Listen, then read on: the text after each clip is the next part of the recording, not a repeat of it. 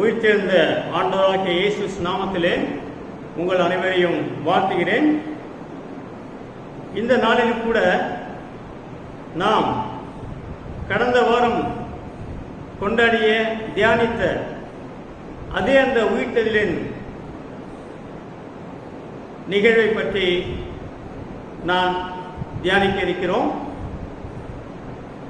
ஆண்டவர் என்னை வழிநடத்தியதன்படி இந்த நாளில் கூட அந்த தி ஹோப் ஆஃப் ரிசர்வேக்ஷன் அல்லது த மெசேஜ் ஆஃப் ரிசர்வேக்ஷன், உயிர்த்தெழுதலின் நம்பிக்கை அல்லது உயிர்த்தெழுதலின் செய்தி என்ற தலைப்பிலே 5 காரியங்களை பற்றி நாம் தியானிக்க இருக்கிறோம். ஆண்டவர் உயிர்த்தெழுந்த பிறகு அவர் கொடுத்த நம்பிக்கை, அவர் கொடுத்த விசுவாசம், தம்முடைய சீஷர்களுக்கு கொடுத்த விசுவாசம், தம்முடைய சீஷர்களின் மூலம் நமக்கு அவர் என்ன சொன்னார், நமக்கு கொடுத்த வாக்குறுதி என்ன, வேதம் சொல்லும் நம்பிக்கை என்ன என்பதை பற்றியும் நாம் இன்றும் அதை தியானிக்க இருக்கிறோம். ஆண்டவர் மரித்த பிறகு அவர் உயிர்த்தெழுவார் என்று அவர் சொன்ன பிறகும் கூட அவருடைய சீஷர்கள் அதை நம்பவில்லையோ அல்லது மறந்துவிட்டார்களோ, ஆனாலும் அவர் இறந்ததன் பயமாக அந்த பயம், கலக்கம், ஒரு விதமான நம்பிக்கை இல்லாத தன்மை,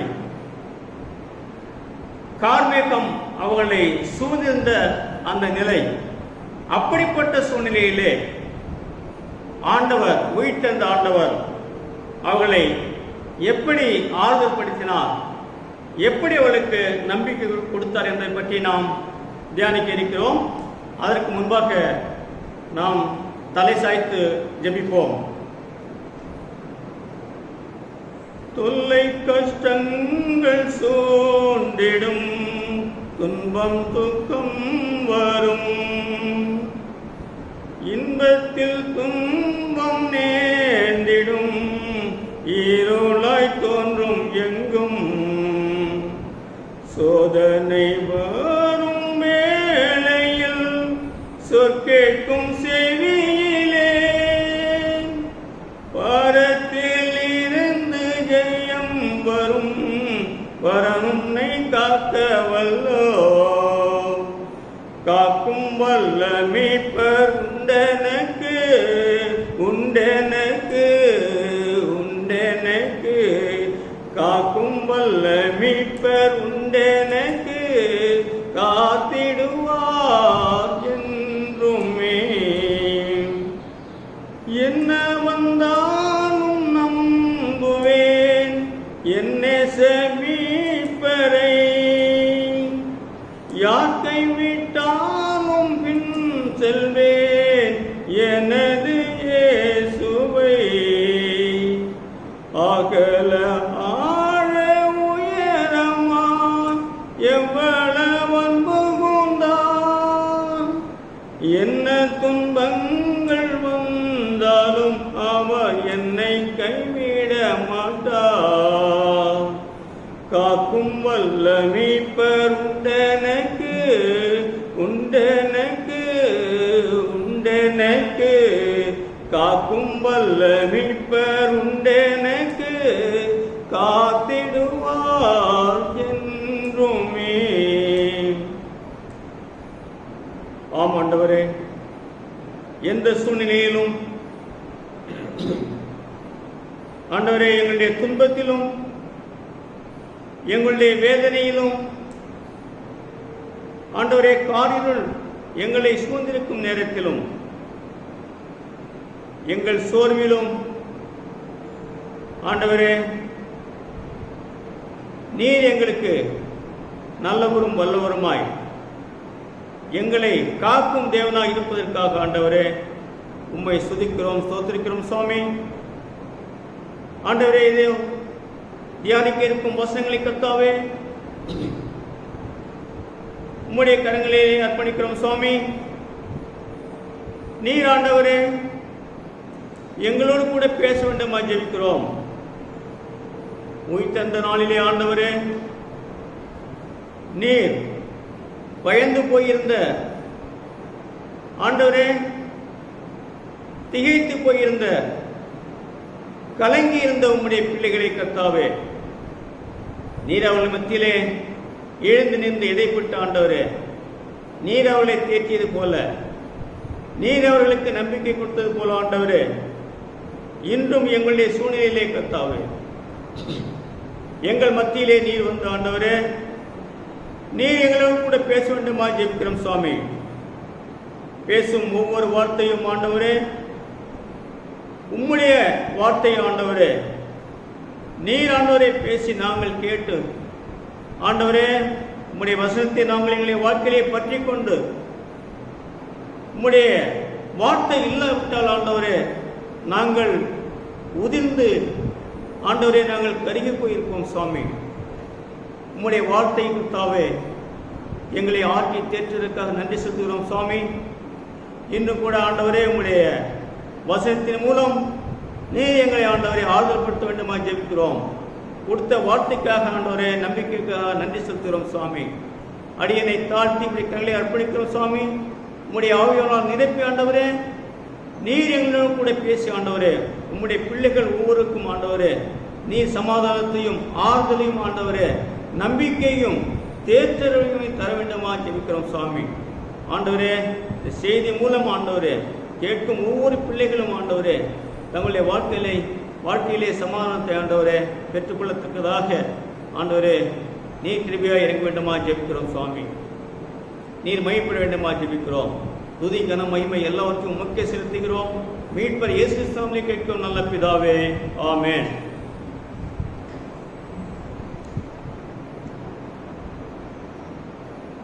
நான் முன்பு சொன்னது போல இந்த செய்தியின் தலைப்பு The Hope of Resurrection, உயிர்த்தெழுதலின் நம்பிக்கை அல்லது உயிர்த்தெழுதலின் செய்தி. முதலாவதாக பரிசுத்த மார்க்கு எழுதின சுவிசேஷம் 16வது அதிகாரம் 1 முதல் 8வது வசனம் வரை. பரிசுத்த மார்க்கு 16:1 முதல் 8 வரை. இந்த வசனத்திலே நாம் பார்க்கிறோம், இந்த 8 வசனங்களிலே முக்கியமாக நாம் பார்ப்பது, கல்லறையின் வாசல் இருக்கிற கல்லை நமக்காக எவன் புரட்டி தள்ளுவான் என்று ஒருவரோடு ஒருவர் சொல்லிக் கொண்டார்கள். யோவான் 16:3வது வசனம். 4வது, அந்த கல் மிகவும் பெரிதாக இருந்தது. அவர்கள் ஏறிட்டு பார்க்கிற போது அது தள்ளப்பட்டிருக்க கண்டார்கள். முதலாவது நம்பிக்கை, the rolled stone of the tomb, புரட்டப்பட்ட கல், புரட்டப்பட்ட கல்லறையின் கல். கல்லறை அடைக்கப்பட்டிருந்தது, கல்லறை பூட்டப்பட்டிருந்தது.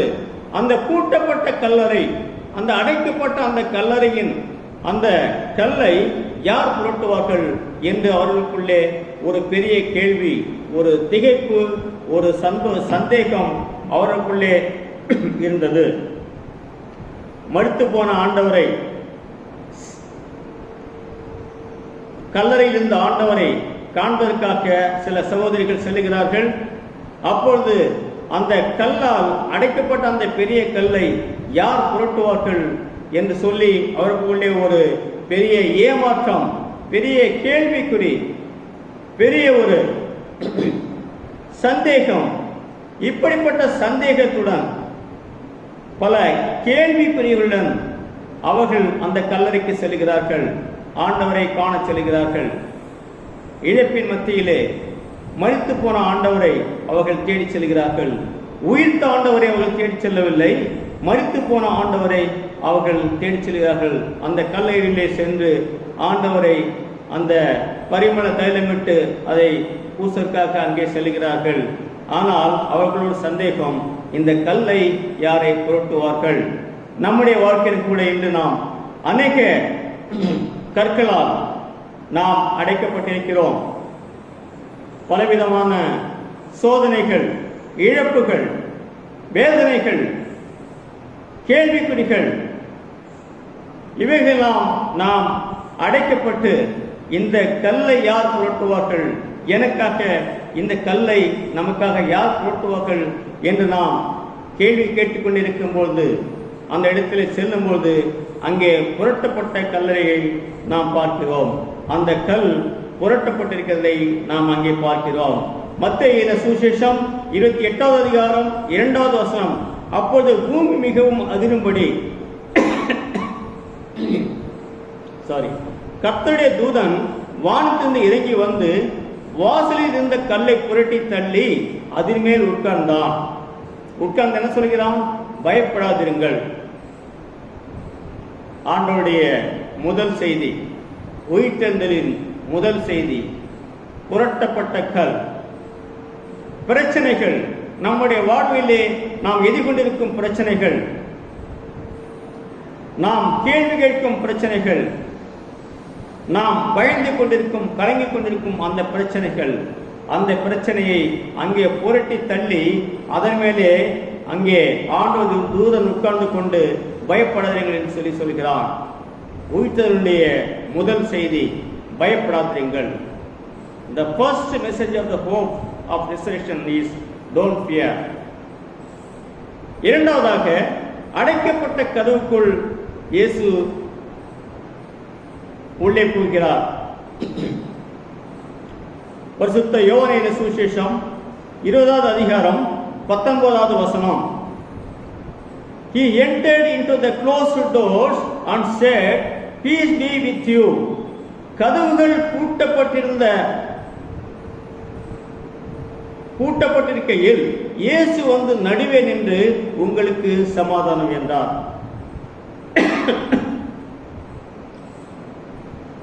நாம் வேதத்திலே வாசிக்கிறோம், சீஷர்கள் யூதர்களுக்கு பயந்து கதவை அடைத்துக் கொண்டு அவர்கள் அங்கே உட்கார்ந்திருக்கிறார்கள். யோவானின் சுவிசேஷம் 20வது அதிகாரம் 19வது வசனம்,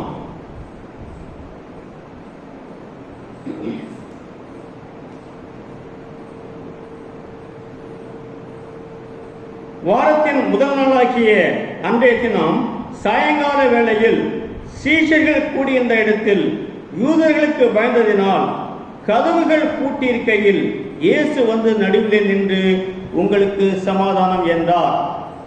இயேசு வந்து நடுவிலே நின்று உங்களுக்கு சமாதானம் என்றார்.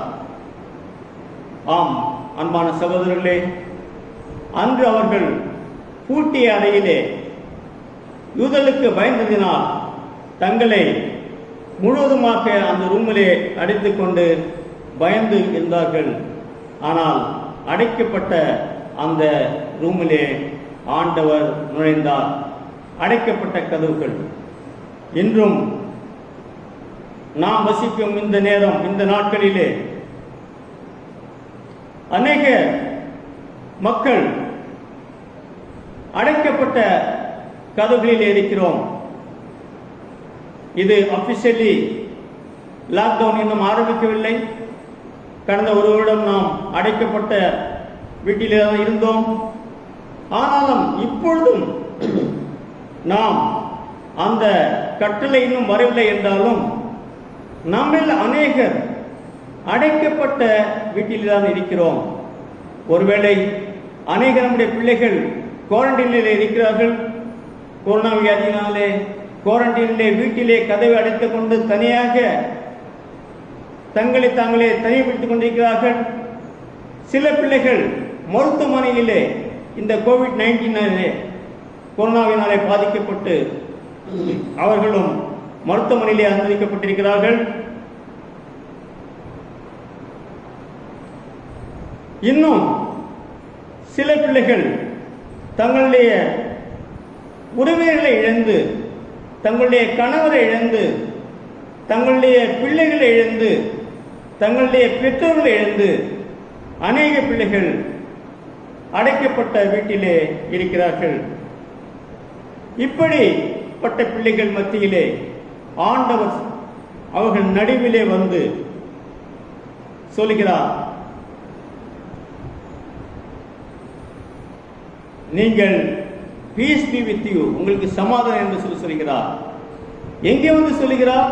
ரூமுக்கு வெளியிலே இல்லை, ரூமுக்கு ஏதோ ஒரு மூலையிலே இல்லை. அவர்கள் அவளுடைய மத்தியிலே வந்து, அவளுடைய நடுவிலே வந்து உங்களுக்கு சமாதானம் என்று சொல்லுகிறார். ஆம் அன்பானவர்களே, நம்முடைய சூழ்நிலையை தெரிந்த நம்முடைய ஆண்டவர், நம்முடைய இழப்பை தெரிந்த ஆண்டவர், நம்முடைய துக்கங்களை தெரிந்த ஆண்டவர், நம்முடைய வியாதியிலே நாம் அனுபவிக்கும் தனிமையை தெரிந்து கொண்ட ஆண்டவர், துக்கங்கள் நம்மை சூழ்ந்திருக்கும் பொழுது, சோதனைகள் நம்மை சூழ்ந்திருக்கும் பொழுது, நாம் பயத்திலே நடுங்கி திகைத்து நாம் ஒரு மூலையிலே கதவை அடைத்துக் கொண்டு ஒரு வீட்டிலே உட்கார்ந்திருக்கும் பொழுது, நம்மை நாமே தனிமைப்பட்டுக் கொண்டிருக்கும் பொழுது, மருத்துவமனையிலே நாம் நம்மை தனிப்படுத்திக் கொண்டு சிகிச்சை செய்து கொண்டிருக்கும் பொழுது உயிர்த்தெழுந்த ஆண்டவர் அங்கே வந்து சொல்லுகிறார், உங்களுக்கு சமாதானம் என்று சொல்லுகிறார். நம்முடைய நடுவிலே வந்து சொல்லுகிறார். ஆண்டவர் நம்முடைய துன்பத்தை நாம் அனுபவிக்கும் பொழுது, சோதனைகளை நாம் அனுபவிக்கும் பொழுது, இருள்கள் நம்மை சூழ்ந்திருக்கும் பொழுது, ஆண்டவர் நம்முடைய நடுவிலே வந்து உங்களுக்கு சமாதானம் என்று சொல்லுகிறார். அவர் நம்மை விட்டு தூரம் போவதில்லை, நம்மோடு கூட இருக்கிறார் என்றும் இந்த இரண்டாவது செய்தி, இந்த உயிர்த்தலின் இரண்டாவது செய்தி உங்களுக்கு சமாதானம் என்று சொல்லுகிறார். முதலிலே அடைக்கப்பட்ட கல் புரட்டப்பட்டிருந்தது, அங்கே வந்து பயப்படாதீர்கள் சொல்லுகிறார். இரண்டாவதாக அடைக்கப்பட்ட வீட்டிலே கதுக்குள் நுழைந்து பயப்படாதீர்கள் என்று சொல்லுகிறார், சமாதானம் என்று சொல்லுகிறார்.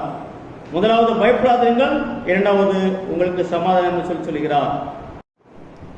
அடுத்து லூக்கா என்ற சுவிசேஷம் 24வது அதிகாரம் 36, 38 நாம் வாசிப்போம் என்றால், அங்கேயும் அவர்கள் நடுவிலே நின்று, நீங்கள் ஏன் கலங்குகிறீர்கள்? உங்கள் இருதயங்களில் சந்தேகங்கள் எழுவதென்ன? Why are you frightened and why doubts arise in your hearts என்று சொல்லி அவர்களை கேட்கிறார். உயிர்த்தெழுந்த இயேசு சீஷர்கள் மத்தியில் மறுபடியுமாய் வந்து, நீங்கள் ஏன் கலங்குகிறீர்கள் என்று அவர்களை மீண்டுமாய் கேட்கிறார். மீண்டுமாய் உங்களுக்கு சமாதானம் என்று சொல்லி நீங்கள் கலங்க வேண்டாம் என்று சொல்லி அவர்களை மீண்டுமாய் உற்சாகப்படுத்துகிறார். அவளுடைய பயத்திலே, எதிர்காலம் இருளான அந்த வேளையிலே தங்களுடைய நம்பிக்கையெல்லாம் இழந்து, தங்களுடைய பயத்திலே தங்களுடைய குரு, தங்களுடைய ஆண்டவர் இல்லை என்ற அந்த பயத்திலே அவர்கள் கலக்கத்துடனும் பயத்துடனும் சந்தேகத்துடனும் இருக்கும் அந்த சீஷர்கள் மத்தியிலே அவர் திரும்பமாய் வந்து, நீங்கள் கலங்காதீர்கள், கலங்க வேண்டாம் என்று சொல்லி மீண்டுமாய் அவர்களை அவர் நம்பிக்கை கொடுத்ததை நாம் இங்கேயும் பார்க்கிறோம். நான்காவதாக யோவானின் சுவிசேஷம் 14வது அதிகாரம் 18வது வசனம், I will not leave you orphan, I am coming to you. நான் உங்களை திக்கற்றவர்களாய் விடேன், நான் உங்களுக்கு திரும்ப வருவேன் என்று சொல்கிறார். இது அவர் மரிப்பதற்கு முன்பாகவே தாம் மரிக்கப் போகிறோம் என்று தெரிந்த பிறகு சீஷர்கள் மத்தியிலே அவர் சொல்கிறார், நீங்கள் பயப்படாதீர்கள், நான் உங்களை திக்கற்றவர்களாக விடேன். அன்பான சகோதர சகோதரிகளே, தம்பி தங்கச்சிகளே, உங்களுடைய கணவன்மார், சகோதரியே, உன்னுடைய கணவன் இழந்து விட்டார் என்று சொல்லி கலக்கமாக இருக்கிறீர்களா? என்னுடைய எதிர்காலம் என்னவாகும்? என்னை யாரை கவனிப்பார்கள்? நான் அனாதையாகிவிட்டேன் என்று சொல்லி எதிர்காலத்தை பற்றிய பயம், எதிர்காலத்தை பற்றிய கேள்விக்குறி, நம்பிக்கை இல்லாத நிலை, இந்த நிலையிலே உன்னை பார்த்து சொல்லுகிறார், நான் உங்களை திக்கற்றவர்களாக விடேன் என்று சொல்கிறார். அன்பான தம்பி தங்கச்சி, உன்னுடைய அப்பாவை இழந்திருக்கும் இந்த நிலையிலே உன்னுடைய அம்மாள் எழுந்திருக்கும் இந்த வேளையிலே உன்னை பார்த்து சொல்லுகிறார், நான் உன்னை திக்கற்றவராய் விடேன். I will not leave you orphan. தகப்பன் இல்லாத சூழ்நிலையிலே என்னை யார் கவனிப்பார்கள்? என்னுடைய எதிர்காலம் என்னவாகும்? என்னுடைய தாய் மறித்து விட்டாரே, என்னுடைய தகப்பன் மறித்து விட்டானே, என்னை யார் கவனிப்பார்கள்? என்னுடைய எதிர்காலம் என்னவாகும்? என்னுடைய படிப்பு என்னவாகும்? என்னுடைய வேலை என்னவாகும் என்றெல்லாம் யோசிக்கும் இந்த நிலையிலே, என்றெல்லாமே கலங்கியிருக்கும் இந்த வேளையிலே, பயப்படும் இந்த வேளையிலே ஆண்டவர் உன்னை பார்த்து சொல்கிறார், ஐ will not leave you orphan. நான் உன்னை திக்கற்றவராக விடேன் என்று சொல்லி சொல்கிறார்.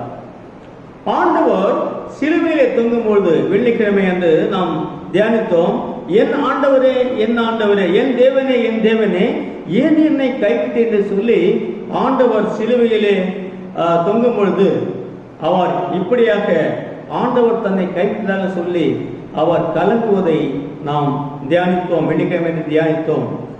ஆனால் உண்மையில் ஆண்டவர் அவரை கைவிட்டார் தான். எத்தனை நாளுக்காக கைவிட்டார்? ஒரு சில கணத்துக்காக, ஒரு சில நேரத்திற்காக அவர் கைவிட்டார். நாம் ஏசாயா இந்த புஸ்தகம் 54 அதிகாரம் 7வது வசனம் இப்படியாக சொல்லுது, for a brief moment I abandoned you, but with great compassion I will gather you. இமைப்பொழுது நான் உன்னை கைவிட்டேன், ஆனாலும் உருக்கமான இரக்கங்களால் உன்னை திரும்ப சேர்த்துக் கொள்வேன். அன்பான சகோதரியே, அன்பான அம்மாமார்களே, அன்பான தம்பி தங்கச்சிகளே, உங்களுடைய பெற்றோர் அப்பா இறந்து விட்டார், பிள்ளைகள் இறந்து விட்டார்கள், கணவன் இறந்து விட்டார், என்னை ஆண்டவர் கைவிட்டு விட்டார் என்று சொல்லி கலங்குகிறாயா? ஆண்டவர் சொல்லுகிறார், நான் உன்னை கைவிடுவதில்லை. ஒரு கணம் உன்னை கைவிட்டேன், ஆனாலும் இமைப்பொழுதில் உருக்கமான இரக்கங்களால் உன்னை மிகவும் மீண்டும் சேர்த்துக்கொள் என்று சொல்லி வாக்குத்தத்தம் கொடுத்திருக்கிறார். வெள்ளிக்கிழமை கைவிட்ட அந்த ஆண்டவரை, அந்த இருள் அவரை நிரந்தரமாக அவரை மூடியிருக்க முடியவில்லை. ஞாயிற்றுக்கிழமை திரும்பவும் வெற்றியோடு உயிரோடு எழுந்தார். நம்மை சூழ்ந்திருக்கும் இந்த கார்மேகங்கள் அது நிரந்தரமானவைகள் அல்ல. நம்மை சூழ்ந்திருக்கும் துன்பங்கள், இந்த சோதனைகள், இந்த வேதனைகள், பாடுகள், துக்கங்கள், இவைகள் நம்முடைய வாழ்க்கையிலே எப்பொழுதுமே நிரந்தரமாக இருக்க முடியாது. இவையெல்லாம் வாழ்க்கையிலே வரும். ஆனால் ஆண்டவருடைய ஆசீர்வாதம் எப்பொழுதும் நம்முடைய நிலைத்திருக்கும். அவருடைய பாதுகாப்பும் அவருடைய அன்பும் எப்போதும் நம்மோடு நிலைத்திருக்கும். எனவேதான் ஏசாயா 54:8 பார்க்கிறோம், அற்பகாலம் மூண்ட கோபத்தினால் என் முகத்தை இமைப்பொழுது உமக்கு மறைத்தேன், ஆனாலும் நித்திய கிருபையுடன் உனக்கு இறங்குவேன் என்று கர்த்தராகிய உன் மீட்பர் சொல்கிறார். நித்திய கிருபை. The dark clouds cannot be eternal in our life, but the grace, the mighty grace of God will be eternal in our life. ஆண்டவருடைய கிருபை, இந்த மாறாத கிருபை எப்பொழுதும் நம்மோடு கூட இருக்கும். எனவேதான் இங்கே சொல்கிறார் யோவான் 14:18, I will not leave you orphan, I am coming to you. நான் உங்களை அனாதையாக திக்கற்றவர்களாய் நான் விடுவதில்லை என்று சொல்லி ஆண்டவர், உயிர் தந்த ஆண்டவர் இங்கே நமக்கு நம்பிக்கை தருகிறார். 5வதாக நாம் வாசிப்பது அவருடைய நம்பிக்கை, அவருடைய வசனம், hope of new heaven and new earth, புதிய வானம் புதிய பூமி. இது 5வதாக நாம் வேதத்தில் காணும் நம்பிக்கை. வெளிப்பட்ட சுவிசேஷம் 1வது அதிகாரம் 5வது வசனத்தில் நாம் வாசிக்கிறோம், மரித்தெழுந்து முதல் பிறந்தவர். அந்த வெளிப்பட்ட சுவிசேஷத்தை பரிசுத்த யோவானுக்கு வெளிப்படுத்துகிறார் என்று சொல்லி நாம் வாசிக்கிறோம். அங்கே என்ன சொல்கிறார்? பின்பு நான் புதிய வானத்தையும் புதிய பூமியையும் கண்டேன், முந்தின வானமும் முந்தின பூமியும் ஒழிந்து போயின, சமுத்திரமும் இல்லாமல் போயிற்று. நாம் எடுப்போம் வெளிப்பட்ட சுவிசேஷம் 21வது அதிகாரம் 1 முதல் 4 வசனங்கள். வெளிப்பட்ட சுவிசேஷம் 21:1 முதல் 4 வரை. பின்பு நான் புதிய வானத்தையும் புதிய பூமியையும் கண்டேன், முந்தின வானமும் முந்தின பூமியும் ஒழிந்து போயின, சமுத்திரமும் இல்லாமல் போயிற்று. யோவானாகிய நான் புதிய எருசலேமாக்கிய பரிசுத்த நகரத்தை தேவனிடத்திலிருந்து பரலோகத்தை விட்டு இறங்கி வர கண்டேன். அது தன் புருஷனுக்காக அலங்கரிக்கப்பட்ட மணவாட்டியைப் போல ஆயத்தமாக்கப்பட்டிருந்தது. மேலும் பரலோகத்திலிருந்து உண்டான ஒரு பெருஞ்சத்தத்தை கேட்டேன்.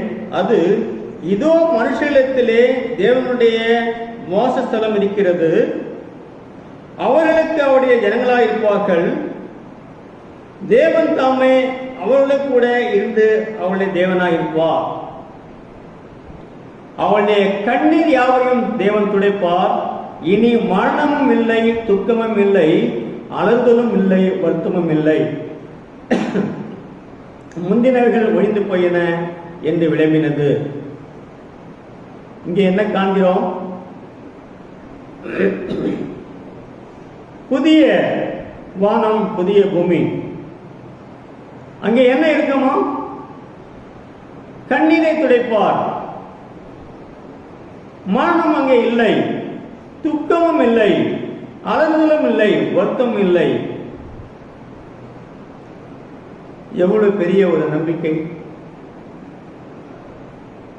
நம்முடைய வாழ்க்கையிலே ஆண்டவர் கொடுத்த மிகப்பெரிய ஒரு நம்பிக்கை. இனி வரும் வாழ்க்கையிலே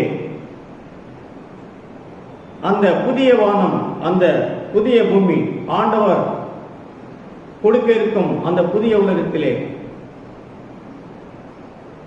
அங்கே துக்கம் இருக்காது, கண்ணீர் இருக்காது, மரணம் இருக்காது, அளவு இருக்காது, வருத்தம் இருக்காது. இவை எல்லாவற்றுக்கும் மேலாக ஆண்டவர் நம்மோடு கூட இருப்பார். நம்முடைய துக்கத்தை சுமந்த ஆண்டவர், நம்முடைய பாடுகளை சுமந்த ஆண்டவர், நம்முடைய பாவங்களை சுமந்த ஆண்டவர், நமக்காக கண்ணீர் விட்ட ஆண்டவர், அந்த லாசருக்காக கண்ணீர் விட்ட ஆண்டவர் இன்று உங்களுக்காகவும் எனக்காகவும் கண்ணீர் விடுகிறவராக இருக்கிறார். எங்கோ ஒரு மூலையிலே உட்கார்ந்து கொண்டு அவர் நம்முடைய துன்பங்களை எல்லாம் பார்க்காமல் கண்ணை பற்றிக் கொண்டிருப்பவர் அல்ல நம்முடைய ஆண்டவர். அவர் நம்முடைய துன்பத்திலே, நம்முடைய துக்கத்தின் நடுவிலே, நம்முடைய மத்தியிலே நின்று, இந்த midst of our suffering, in the midst of our difficulties, in the midst of our failure and frailties, he is with us. அவருடைய ஆறுதல் நமக்கு இருக்கிறது எப்போதுமே. அன்று எருசலேம் மாந்தர்களை பார்த்து சொன்னார், எருசலேமுக்காக கண்ணீர் விட்டார். எருசலேம் மாந்தர்களை பார்த்து சொன்னார், நீங்கள் எனக்காக அழாமல் உங்களுக்காகவும் உங்களுடைய பிள்ளைகளுக்காக அழுங்கள் என்று சொல்லி அன்று கண்ணீர் விட்டார். அதே ஆண்டவர் இன்று நம்முடைய துக்கத்தின் நடுவிலே, நம்முடைய வியாதியின் மத்தியிலே, நம்முடைய இழப்புகளின் மத்தியிலே, நாம் கதவை அடைத்துக் கொண்டு நாம் மருத்துவமனையிலே சிகிச்சை செய்து கொண்டிருக்கும் பொழுது, நம்முடைய சிகிச்சையின் மத்தியிலே இந்த கொரோனாவால் பாதிக்கப்பட்டு கணவர் ஒரு இடத்திலே, மனைவி இன்னொரு இடத்திலே, இப்படிப்பட்ட சூழ்நிலையிலே அடைக்கப்பட்ட கதவை நுழைந்து உங்களுடைய மத்தியிலே, இன்னும் வீட்டிலே கொரோனா பயத்தினாலே குரண்டிலே இருக்கும் நம்முடைய மத்தியிலே, கணவனை இழந்து, தகப்பனை இழந்து, பெற்ற பிள்ளையை இழந்து தனிமையாயிருக்கும், நம்பிக்கை இழந்திருக்கும்